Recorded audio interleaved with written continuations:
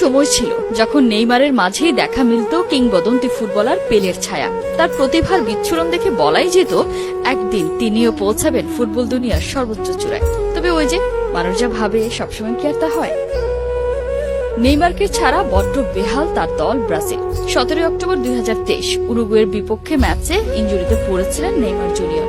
পরিসংখ্যান বলছে নেইমারহীন Brazil 12টা match খেলে জয় হার ড্র করেছে সমান 4টা করে, আছে টেবিলের 4 নম্বরে।